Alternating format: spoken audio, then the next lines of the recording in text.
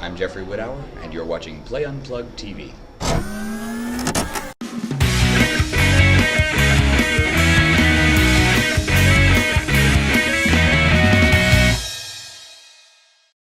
PlayUnplugged.com, and I'm here with Jeffrey Witthauer. Hi. And Jeffrey, I like to start my interviews out with a story, probably because I have a mustache. But regardless of which, I like to start my interviews out with a story. And I thought this was an interesting one. I was at Origins 2007, and I'm hanging around in the dealer's hall, and people are buying and selling, and I hear this thing about, Witch Hunter. Hey, come check out this game, Witch Hunter. Oh, yeah. And of course, I get there, and it's sold out. So what a tremendous way to start a game, as the author of Witch Hunter, what a tremendous way to start out a game. Like Origins, debuts, sells out. Absolutely. I was writing adventures for Arcanus, which is Paradigm Concepts, the same company's other line at the time.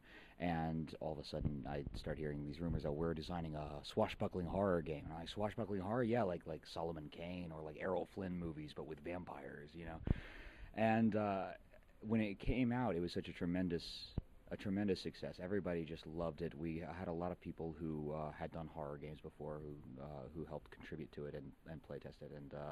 And then 2 years later, they said, "Well, can you write a little bit for it?" And I've been writing for it ever since. That's fantastic. Now, with Witch Hunter, just for the people who aren't familiar, can you give us a little bit of a background on what's the setting like? Tell us what's Witch Hunter all about, and how what are we going to be getting excited about when we jump into this game? Well, Witch Hunter takes place in an alternate 17th century, but it's an alternate 17th century where all the superstitions and rumors that were floating around during the historical time period about vampires and werewolves and demons and the powers of light and darkness are all true. It's a sort of darker setting. The Enlightenment never really happened. Everything's a little darker, a little bit more oppressed, but you play someone who is touched by a divine power. Maybe it's God, maybe it's the Great Spirit, whatever you want, but a good divine power has touched you and made you a hero, and it is now your job to fight the forces of darkness wherever they are. And it is at the heart a horror game, but it's a swashbuckling horror game, unlike, say, Cthulhu, where you fight the horror and then the horror drives you mad and kills you. Mm-hmm. The horror is terrifying, but you can defeat it. It's a utterly hopeful game. Yeah, so it's kind of a like you were saying, comparing it to Cthulhu. This is a situation where you can fight back against the darkness. Oh, absolutely. You're playing a swashbuckling hero. You have your swords, your flintlocks. You have the power of God. You have magical spells, and so you're fighting against the demons. But you have good power on your side, and you can triumph if you are a hero. So actually, that creates a great segue. What kind of characters can I play? What could I be in Witch Hunter?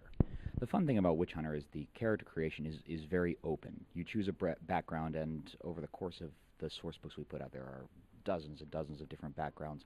You can choose any nation in the world to be part of. You can choose to be someone who fights with swords or muskets. You can choose to be someone who's a scholar and researches into things. You can choose to be a spellcaster, and any combination of these things. And there's the 3 different methods of spell casting, depending on if you call on the spirits, or whether you use hermetic magic, or whether you call on prayer to a deity. And you can be really anybody who would be in the 17th century. Anybody, peasant, noble, scholar, soldier. The only link between you and all your other heroes is that you are called by God, and you're called into these orders, and there's a number of different Witch Hunter orders. And sometimes they have cross purposes, but they all know that ultimately they're all fighting evil. So even if they disagree, they work together for the greater good. But sometimes there's a little bit of interpersonal politicking, and there might be you could have a little bit of intrigue in this game. Oh, sure. There's a lot of room for intrigue. And of course, the game being about heroes of good fighting against the darkness, there's the whole part of the game that is about moral choices and moral decisions, and whether it's best to do the pragmatic thing or make a harsh stand for morality. And these are the choices that I think make someone a hero, especially in the Witch Hunter setting. Sounds awesome. So, as far as the mechanics go, what are some unique mechanics that are that you think really characterize Witch Hunter? Well, one of the things that really makes Witch Hunter is 3 different statistics you have. And one of these is your true faith. It is your faith in the powers of good. This being the 17th century, generally most players are playing Christians, but is not necessarily that. But it's a belief in a higher power. And true faith protects you from evil, and true faith allows you to use your faith. There's also hero points, and hero points are gained by being heroic. Everybody has a virtue and a sin, and when you role-play those to a full extent, you get hero points. And when you charge into battle heedless of your own safety, you get hero points. And when you save the day, you get hero points. And you can use those hero points to give you an edge over the powers of darkness. But there's one other mechanic, and that one other mechanic really ties everything together, and that's the idea of damnation. Because there is evil in this world, and it's not just an abstract concept, it's a true, tangible evil. And you can call on that evil. And that evil will give you power, and that evil will give you ability, but that evil will also give you damnation. And so you have that mechanic there because there's the constant lure of the dark side, because the devil isn't just going to sit there and let you fight him. The devil wants to turn you to his side.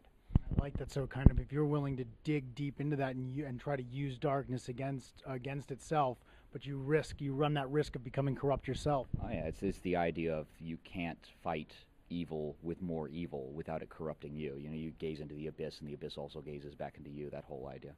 That sounds excellent. Very, very cool. Okay, so now at Origins, new book release for Witch Hunter. Why don't you tell us about that? Absolutely. The new book release for Witch Hunter is the Aztec Empire, and I got to write this book, and it was loads of fun. I did a lot of research. I've been fascinated by the Aztecs since I was a teenager.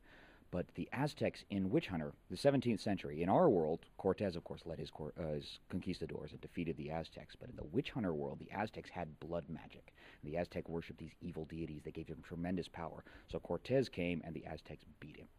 And they stood him up in their town square, and they said, "You came here wanting gold, we'll give you gold." And they poured molten gold down his throat and killed him very publicly, and they made sure the Europeans knew about it. For a long time in the campaign, the Aztecs have been sort of the mysterious enemy, the guys who were lurking there with their empire in Mexico and occasionally sending raiding parties into the colonies or into the Caribbean. But with this new book, we really open them up, and we talk about what makes the Aztecs and what changes have happened since the conquistadors, and how Moctezuma,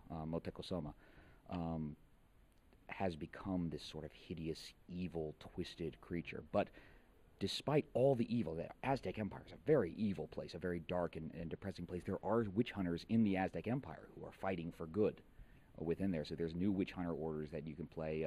There's rules for playing Aztec characters in the witch hunter campaign. And we sort of open up and reveal some of the secrets and show you just why you should be scared of the Aztecs, and you really should. That sounds awesome. Now, I know you guys play also an integral role in the Gathering. Can you tell us about what's going on with Witch Hunter in the Gathering? Well, we released 3 new adventures this year for Witch Hunter, and there's last year at the Gathering also we released 3 new adventures at Origins, and then it's not the Gathering, but we've released 2 more at Gen Con after that. But Witch Hunter has always been a big part of the Gathering. We have a very hardcore group of fans that play Witch Hunter year after year after year. We didn't have an interactive this year. The Arcanus launch was this year, and so there was an Arcanus interactive and an Arcanus Battle interactive. But in future years, you're going to see Witch Hunter come back again and again, and we're always going to have the good stories, and we're always going to have the palpable horror, and we're always going to have that great character and morality-driven plot lines. Well, Jeffrey, it sounds like there's a lot of reasons for people to get excited about Witch Hunter. Where can they go? They're watching this video right now and they're saying, "Oh man, I want to find out more information about Witch Hunter." Where can we direct people to go to find more information on Witch Hunter? Well, Witch Hunter is published by Paradigm Concepts, and you can find more information on it at paradigmconcepts.com. They have a whole forum section for Witch Hunter. They sell all the products online there, or your friendly local gaming store. I always recommend people go in there and ask for the Witch Hunter books and play the Witch Hunter books there. Find people in your area who are playing, which you can use the Paradigm forums to find that, or local gaming forums. Well, Jeffrey, I'm excited to hear about what's going to be coming next for Witch Hunter. I'm going to make sure I'm checking out the Paradigm website, and thank you so much for the interview. It was my pleasure. Thank you very much.